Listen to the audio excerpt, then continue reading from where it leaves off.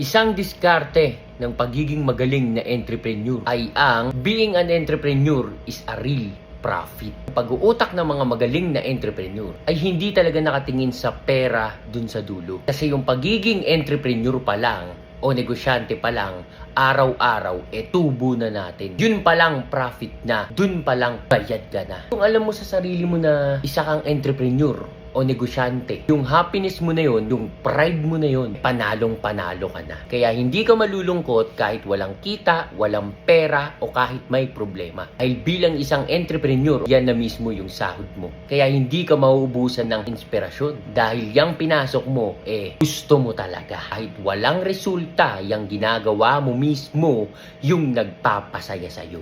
Bonus na lang kung kumita ka pa ng milyon-milyon o bilyon-bilyon o trilyon-trilyon. Basta be an entrepreneur, maging tapat, maging blessings sa maraming tao.